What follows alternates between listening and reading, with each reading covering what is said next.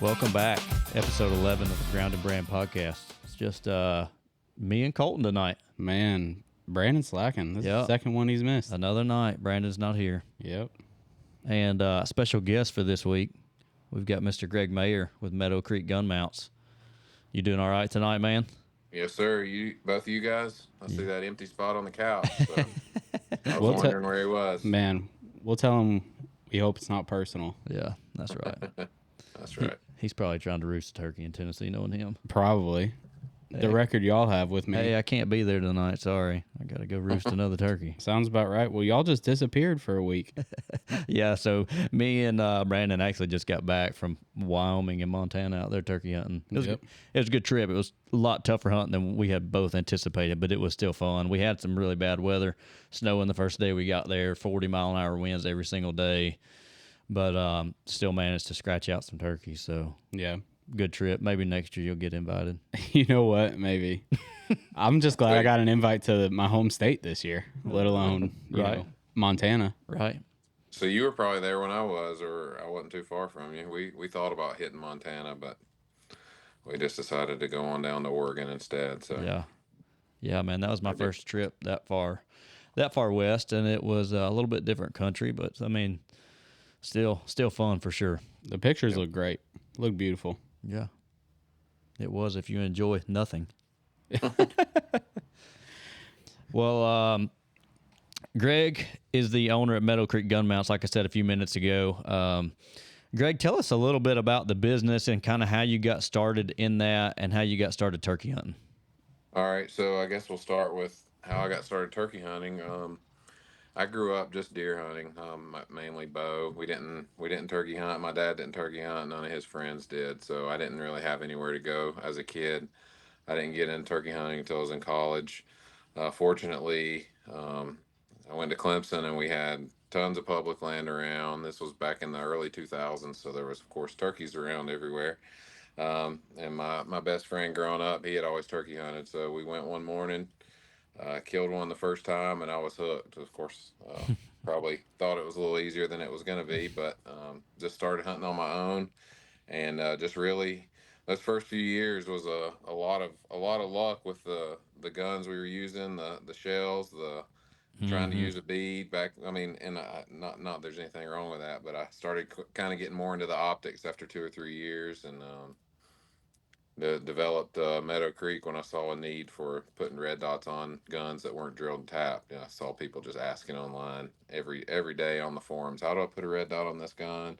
Does anybody know if I can drill and tap this gun? I don't want to put holes in my gun. How can I do it? So I just, saw the rib, and I'm an engineer. So I was like, I don't see any reason why you can't do that. So I tried one out for a couple of years, and it's just kind of been a big hit since then. They really work out well. So. Yeah. So, Greg, you said you went to Clemson. I have to ask, how do you feel about the narrative that Clemson is just Auburn with lakes? I don't know where that came from. I think that's just Auburn people to say that. So. It sounds like Auburn people. It sounds like I went to Auburn. That's why I had to ask, because when I was at Auburn, people just would always say like, "Oh, Clemson is just Auburn with lakes, or it's just Auburn's little sister, or something like that." Yeah. But I've heard it's beautiful. It is. It's right on right at the foothills of the mountains. It's right on Lake Hartwell, Lake Kiwi, Jocassee are close to Lake Russell. It's a beautiful campus for sure. There's probably twice as many students there now as when I was there, though. So I know the public around there gets hit pretty hard now. But.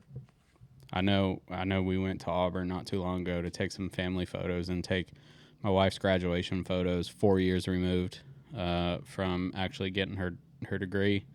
And, man, it's like night and day difference. It looks so different. Mm-hmm. Yeah, it's kind of the same way in Clemson. There's new grocery stores, new apartments, all this out on the lake. I'm sure it costs $2,500, $3,000 a month for some of those apartments. Wow, so, that sit out on these big points on the lake, and some of that's in some of the old turkey hunting spots. So it's kind of sad to see. Honestly, yeah, that is sad, man. It is what it is. So when you started developing this gun mount, I mean, like you had the idea. Did you have any machining background or like access to that stuff, or like how did that side of it work? Yeah, I did. So I did an internship. So I'm a civil engineer, but also mechanical. So most of my actual experience was in mechanical. And when I was in college, I worked at a plant that was about 30 minutes from Clemson, and I'm sure they shouldn't have, but they gave us free reign of the machine shop. So, um, and I didn't, that was before the mounts, but, I had a little bit of experience in that. So I kind of had, that background when I started with the mounts, and had just a small shop start helping me out, and, just went from there.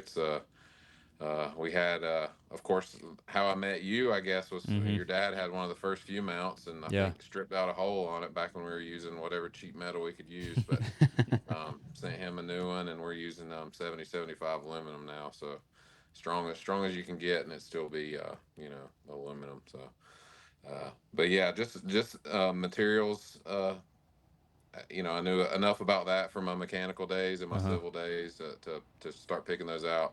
Same thing with the anodizing and drilling, tapping holes, all that. There's a lot to it. I find a lot of different optics use different screws and all that, and I deal with that almost daily. They don't Mm. send them with the right ones, but pretty much got that all dialed in now. So. Nice. So from concept to market, what kind of a time frame are we talking about here? Yeah, it was 2 years. Okay. And it was there weren't really many prototypes. I just made one I had a TriStar Raptor at the time, so Mm-hmm. I just made one specific to that gun. I was actually trying to find um, a way to put one on, but they have like a little dovetail on the back, and it just never really did seem secure. So I just put one on the rib, made it for that gun. The first year we sold them size to each gun, and Mm-hmm. that was a major headache. So now they're universal. They fit. Say they fit everything. They pretty much there's one or two guns they might not fit, but Right. pretty much anything with a rib we've got a mount for, and it comes with all the different sleeves for the rib mounts or the rib sizes. So Mm-hmm. yeah, but doing those size mounts was a pain because these gun companies will change from year to year, gun to Right. gun, different sizes, and it was a nightmare. Yeah, that's a lot of inventory that you got to have to be Oh, able to meet those different, yep, sizes. yep, it was a headache. Golly. It's bad enough with just the multiple footprints. I We bet. still don't have one for every direct mount. Uh-huh. We have the major ones like the Burris, the old Vortex Venom and Viper. Those use the same one, and then Mm-hmm. like the Trigicon, Holosun, Swamp Fox, they all use a certain one, and then Loophole and some of the Holosuns use it. So we've got like 4 or 5 major footprints, and then we Mm-hmm. also have the little Picatinny that pretty much every red dot comes with a little Picatinny clamp if you want to go that route. So can pretty much fit anything. Yeah. So on your website, you sell the mounts that you can buy for your shotgun, but you also sell optics, right? Right. So, what optic do you run on your gun? So mostly what I hunt with is the Burris Fast Fire 3. Mm-hmm. To me, it's just simple. It has the auto brightness. It's got it only has 3 brightness settings, which to me is plenty. Mm-hmm. You're not cycling through too many. When you turn it on, it's on auto, and then you go high, medium, low, off. So it's just simple. They've got decent glass on them. We also, of course, have people that want to spend a little bit more money or a little bit less. Everything we sell, stuff we've tested and used. Yeah. So anything is good. I get people that call me all the time and want to know exactly which one to buy, and I'm like, look, we carry them all because people want different stuff, whether it's a red dot, a green dot, a red circle, a Yeah. green circle. So we have all those options for different people want different stuff. So talk to me, not to go back a little bit, but so you graduated with your engineering degree. Did you work in engineering before you started Meadow Creek, or did you? Yep, I did. So I started in civil engineering. So let's go back a little bit more. So when I was at Clemson, I was mechanical through my junior year, and then I decided to switch to civil. So I ended up being there 5 years for my bachelor's, but then I had some extra classes, so I did a master's in just one more year. So bachelor's and master's were in civil after a lot of work in mechanical. So then when I got out, I had a year of civil and then 3 or 4 years of mechanical engineering. I worked for a passenger train company we built passenger train parts like the couplers that hold the trains together, the compressors, the controllers. So I did that for 3 or 4 years and kind of started Meadow Creek while I was there. I quit that job to really do just different online sales. I was just selling stuff on eBay when I kind of started Meadow Creek. But I've been full time in Meadow Creek really since it started in 2020. So Nice. That's awesome. Man. A COVID business. Congratulations. Yeah, basically, yeah. Yeah. I introduced it at the NWTF convention, which is where we probably all got COVID for the first time. Yeah, probably so. Yeah, I think it's interesting. Like, Drew's story obviously is, kind of on the same path where it's like you have a full-time job, but you start something on the side. Right. And, Yeah. I have tried my hand in different things and it never worked out. But like, it's funny how always like just a passion or you see a need that you want to fill a space, like you're talking with the mounts and Drew, like with premium, turkey gear. That's built to last. It's funny how those things turn into full-fledged businesses. Yeah, That's right. Yeah. Definitely. So what would you say has been the hardest part so far of the business? So really, it's just the hardest part for me is running a turkey hunting business and loving to turkey hunt. So I need I'm ready for to have a business in deer hunting or something, so I can Right. be free all spring. But that's my busy time is when I want to be out in the woods. So, Yeah. luckily, my wife helps out a lot with shipping orders if I'm gone. So we still, we pretty much ship during the spring, during season. Most orders ship out the same day if they're before noon. If not, by the next day. I really want to talk about kind of because we're in the same boat. Honestly, like our busiest season is right now when we want to be in the woods. So, give us like your advice on how do you manage those two things. I know you talk about your wife who helps you fulfill orders and. Drew's wife also will help fulfill orders and stuff when they're away, or I'll run over, or Brandon will run over. But, for me, I'm really interested in like, how do you manage that? Because I actually got yelled at one time because we were meeting with someone and I scheduled a meeting for like Friday at 11. Yeah. And Drew said, don't ever do that again. Never. Because we're supposed to be in the woods. So what's a piece of advice that you got for people who maybe, are wanting to start a business in this space, that what's something you can give them to kind of help them? Well, first of all, you're going to have help. So I don't have any employees yet. I probably at this every year I say I'm going to do it, and I also say I'm going to add pay someone to just fulfill the orders locally, but just the way. I don't know. It just that sounds like a headache. So the biggest thing for me is to make sure you've got a network of help, and I can pretty much hunt every morning if I want to, but I try to cut it off 9 or 10 o'clock and get back, and when I'm home, of course. So a lot of my hunting is just early morning, trying to if I don't hear a bird early, I'm back home working. So. I guess my best advice, like I said, is just to make sure you have a network of people you can trust before you even start. Yeah, and it can be challenging, but if you spend enough time in the industry, and especially you attend your local TFT chapter banquets or your NWTF chapter banquets, things like that, you can meet some pretty good guys that are local to your area that have the same passion that you do, and honestly, a lot of those guys are usually pretty willing to help, or at least a couple of them here and there. Yeah, so some of my actually that's a good point. My buddy that helped me, Jeff, that you met in Nashville, I met him through the local TFT chapter, so he helped me out a lot in Nashville. But here's the thing, and you probably know this: the more help you have, the more people stop in the booth. So it's like you're just as busy. That's exactly right. You can serve twice as many people if you have twice as many people working. So yeah, between Drew and his dad, we get visitors all day long. I mean, it's like mainly because of my dad. Yeah, well, and he doesn't even have to know someone, but he'll know them by the end, and then he'll know his kin, and he's gonna stop and talk to him. Yeah, that's true. That's true. Kind of like how he met you on the phone. He called me. He said, "Hey, you got to meet this guy, Greg." Yeah, and my buddy Jeff, he loved your dad. So yeah, it's funny. At NWTF this last year, we had a booth right across from us that ended up. The guy showed up for like what felt like 2 hours. Right. I mean, it wasn't even long enough to. It definitely wasn't worth the money for him, but. Like the guy, we just put Greg over on the other booth, and we said, "Take all your conversations over there. Just go over. You got your own spot. You got his own spot." I said, "Next year, we're just gonna have him a lazy boy in a booth, and it's just gonna be come talk to Greg." Pull up a chair. Yeah. But go ahead. So a lot of you guys don't really know, but Greg is a turkey nut, and he travels all over and hunts a lot of turkeys. Tell us a little bit about patterning a gun, how you want to sight in your optics and things like that. We'll just start with say the Fast Fire 3 like you shoot. Okay, yeah. So we'll start with patterning because I think patterning is important before you sight in, or even you don't even have to have a red dot on your gun to pattern. So Mm-hmm. if you're at the point to where you know you're going to use an optic, a lot of people will still just want to shoot a bead, and whether their pattern's hitting where they aim or not, that's what they consider patterning, which is fine if you're going to go that route. But I like to select my choke and load combination before I've even tried to sight in because you're just going to be wasting your time. So Mm-hmm. just shoot a huge piece of paper. Like Home Depot, Lowe's have those big 36-inch rolls of paper.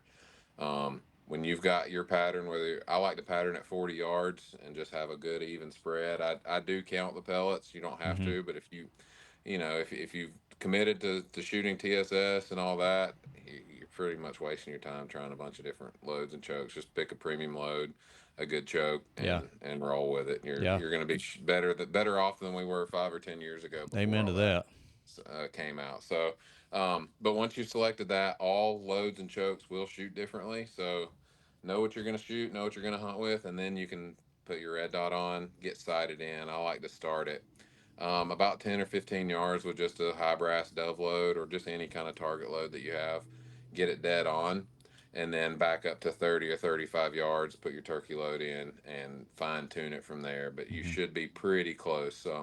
But again, if you change load or choke, it's going to change that point of impact. It's Mm-hmm. something we didn't realize when we were spraying the whole paper with a bunch of lead. We didn't realize that we were missing, off by Yeah. 6 inches. Now it's Yeah. just a lot easier to tell. And I see the arguments of, oh, that shoots too tight. It's not that they're shooting tight. It's just a more dense pattern, a more round pattern, a more even pattern. Mm-hmm. So it's just easier to tell where it is rather than just spraying and praying, Yeah. putting a Coke can out at 40, 50 yards. And if you got two or three pellets in it, you go hunt. Right. We're just in a different ball game now. Yeah. So yeah. So I shoot like a Williams Fireside. I'm old school, man. Yeah. So what are the pros? Like, talk, if I'm sitting here and I'm saying, hey, talk me into a red dot. Yeah. What's the selling points? Yeah, so one of the major things is you don't have to worry about lining up. So you've got a rear sight and a front sight that you have to Yep. line up Yep. and then get on the turkey. Yep.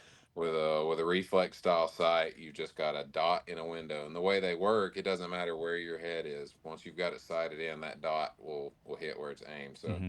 you can set it on a bench, put it on target, and move your head around. That dot is going to move around in the window, but it's going to stay on the target. So it just takes a lot of the thinking out of it, and just for accuracy. You can also, with a sight like you have, you cover up part of the turkey you're shooting at. When Yeah. with just a dot, you can see all the way around the dot, so he didn't duck his head before you shot or whatever. If you're Mm-hmm. trying to shoot right on his head or on his neck, it still could you're blocking the whole rest of the bird. So Right. that's one of the major things I'd say is that just being able to see around the dot. Yeah. Okay. So with your mount, it obviously goes on the rib. All right. Are you putting that mount and that red dot as far down the rib as you can get it, or as close to you as you can get it? What do you recommend as far as that So goes? that's a personal preference thing. I like it where my left hand is holding the forend, so I can reach my thumb up and turn if I need to change the Okay. brightness or turn it on. I turn it on when I get out of the truck. Mm-hmm. A lot of guys are worried about the batteries. I just put a new battery in each year and don't worry about it. But yeah, out where my hand is holding the forend. So all guns are different where the way that rib starts. Most of my guns is in like that second or third rib gap. Mm-hmm. But that's another thing about the reflex style. It doesn't really matter how far away it is from you. You can still see it well. You can pick it up. When you get it out away from you, you can see around it without having to move your head. Whereas if it's right back here in front of your eye, you got to move around, and it's harder to shoot with two eyes. When Mm-hmm. it's out there, it's just a lot easier to shoot with both eyes open. Yeah. Hmm. But it'll still work all the way to the end of the barrel. I don't. I've never seen anybody put that, it out but there, but I've Yeah. never seen someone put a red dot all the way at the end of the barrel. yeah. Well, I've seen some of them like a long time ago, but I've never. I don't know if anyone's using my mount way out there. yeah. I've heard guys talk about when they drill and tap. That with that sight being so far back towards the back of that gun or right there at that receiver, that it's going to take more of the impact than having it on a mount like yours out on the barrel. Do you feel like that's true at all, or not really? No, I'm not sure. I don't think so. I mean, some guys have even like that Browning A5. I think the barrel like rotates or something, but we don't have any issues with that either. So those red dots are built that they they take such an impact in all Yeah. their testing that I've never. I mean, of course, every now and then there's an issue with the one where um, they quit working or whatever, but I don't think it. I think it's just more of a random issue that they. I think either way works well. Yeah. Okay. So just to clarify, so I want to ask because I want to make sure I understand. So you originally started with mounts, right? And then you Yeah. worked your way into optics. Well, I just sell. I'm just a dealer for Okay, like gotcha. 5 or 6 of the optics brands. So I don't make any optics. Okay. I'm a dealer for them. Yeah. Gotcha. I was because I was like, how do you make that transition? How do you how do you go from He's just mounts? civil and mechanical, so he I figured guess it out. so, man. So we did, we started selling the optics really just as a one-stop shop. People don't have to buy something from somewhere else, and then they know when they get the two that they're going to work together. Like I mentioned, the different footprints or whatever, it just kind of, there's just so much info, it confuses a few people. So if we can send them the mount and the red dot that fits on that mount, that just makes the process. I'm a lot one of the easier. few people because Greg, I don't know, you don't know this background, but you may not. But so I've never been turkey hunting until this year, and I've known Drew and Brandon for a long time. Begged them to take me. They finally took me this year. But I'll tell the story. I don't know if I told Drew the story, and I think I told Brandon, but I don't think I told it publicly. But I'm like didn't know squat. Like I had a turkey gun. I have a Winchester SXP, and they were like, get a choke. I was like, okay. So I asked them like, what choke do I get? So I call up the company, and man, it is like a very nice and sweet, like 75-year-old woman answers the phone, and she goes, hello. And I'm like, hey, I'm calling, I've never been turkey hunting before. I'm trying to get into it. Like, how do I, what do I need? And she goes, oh. And I'm just one of those people because same thing, I asked Drew what sight to get, and he's like, get this one. And I'm trying to put it on the gun, and I can't get it either. He's like, what's your rib width? I'm like, I don't know. And so it's nice that it's a one-stop shop. Absolutely. Because that makes it so much easier, especially for a new hunter. Like, I mean, I'm just talking to myself, but it makes it a lot easier. Yeah. Yeah, that definitely takes a lot of the guesswork out of it. So that was a good idea you had by starting to become a dealer for for sure. those different optic I've got companies. a lot of people that order their own mount because and we have most of the info on the website. I know sometimes it might be hard to find, but just a lot of different options that just confuses people from now every now and then. So where can people go to find these mounts? So of course just meadowcreekmounts.com. We sell them straight on there, and we're like I said, we're winding down for the year. Sales are slowing down. I'm sure yours are too, just because it's a seasonal business. But we had a great year again, better than we planned. So we had a couple other new mounts that we needed to come out with and just never could get to them. Just a couple new styles. So I don't know if you saw Williams they actually have a red dot out. We're a dealer for them too, except we don't have the mounts for them yet just because we got too busy this spring. So they have a new reflex style. Okay, nice. I didn't know that. Yep, it came out I think in January. And we talked to them at NWTF, so we'll have the rib mounts for their optic by next year. Nice. That's great. Well, you talked about all the stuff that you missed out on. Anything you wanna highlight, like anything that you're working on, or something you want to share with people? Yeah, so we're just always, I get requests almost weekly for somebody wanting something. We're working on some new stuff for next year. I'm trying to add some deer products. Hopefully we're just gonna be testing those for the next year or so, but we are trying to get into that market as well. We've got some cool ideas in some of the mobile hunting game and just some other stuff for that. So we'll look for new stuff in January for turkeys for sure.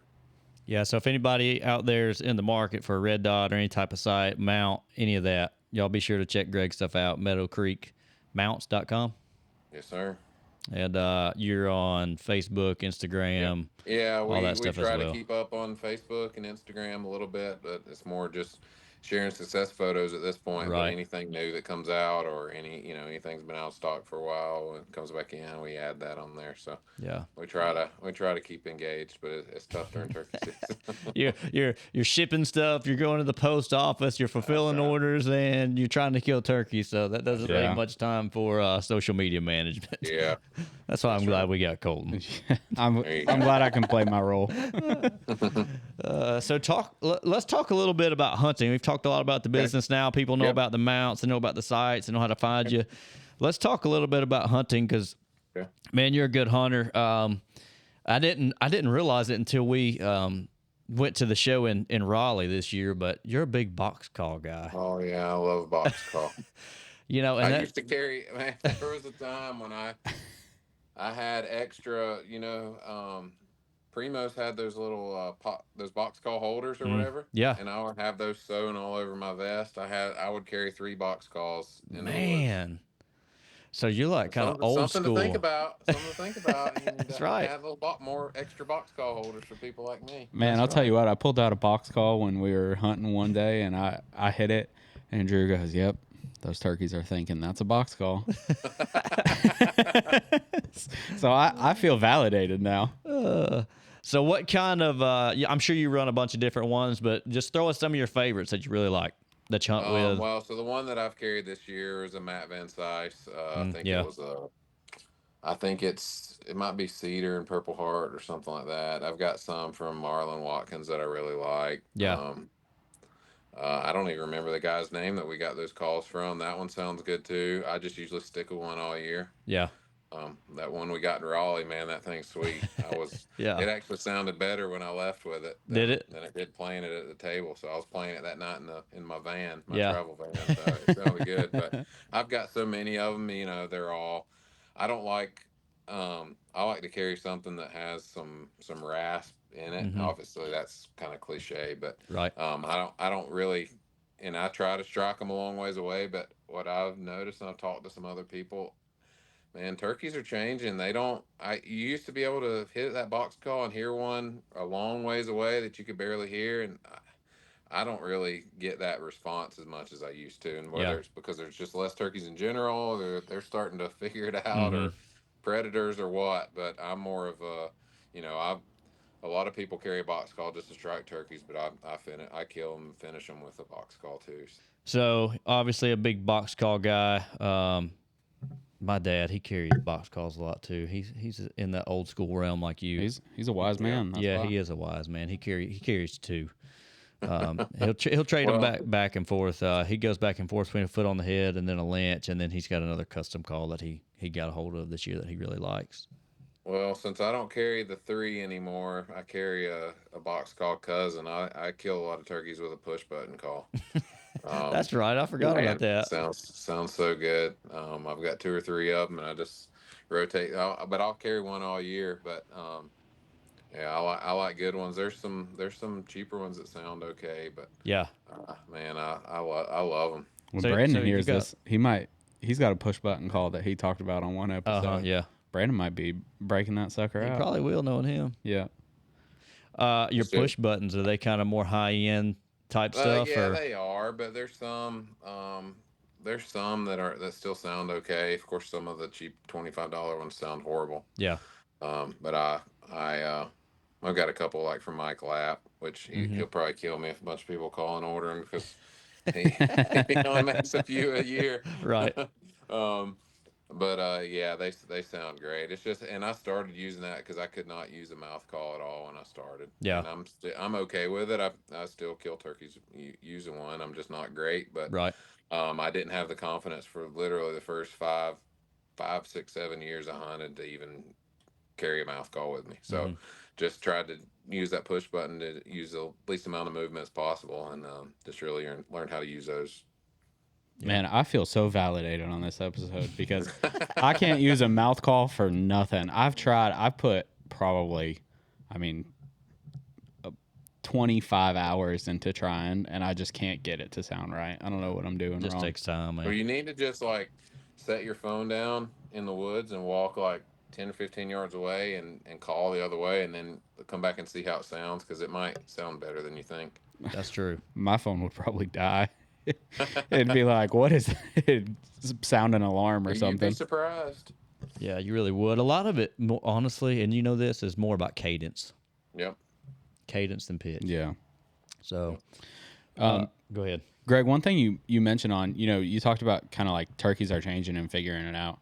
There's two things that I want to talk about because, you said you are going on even more hunts and you've been on a lot of hunts already this year. Yeah. Number one,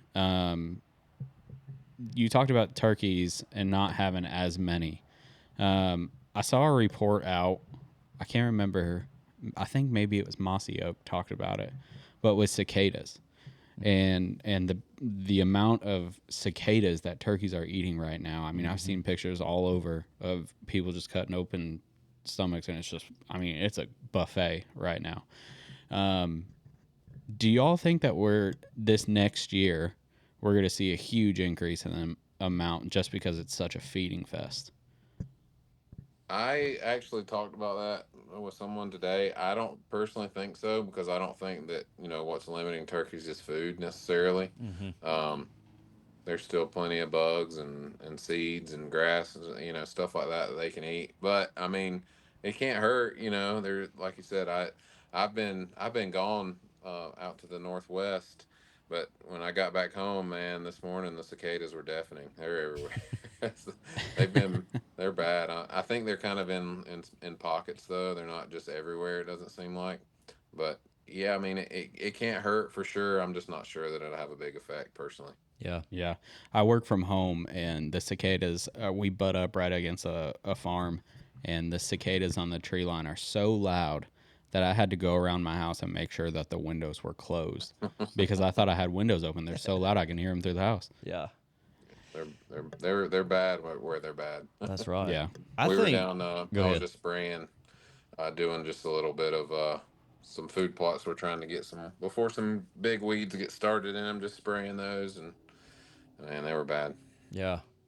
Yeah, I think I'm like you, so I think that it has the potential to have a positive impact on birds. That's definitely not the limiting factor, though. If you have a good hatch and you can get some poults to the stage where they can fly and get up in a tree, those cicadas I think will definitely help sustain those numbers. Those birds will last longer. But it's about hatching them and getting them to that flight stage first. You're right. If you get them there, I mean, you can go back and look at research through the years, and research shows that on years that you have a cicada boom, your turkey numbers will increase, but a lot of that is just due to how your hatch is. So we have some dry weather, we hatch some birds, they can start to eat on these cicadas and fly. I think we'll see a bump in birds. I don't think it's going to be huge or drastic, but you will see a positive effect from it. Yeah, it's interesting. Yeah.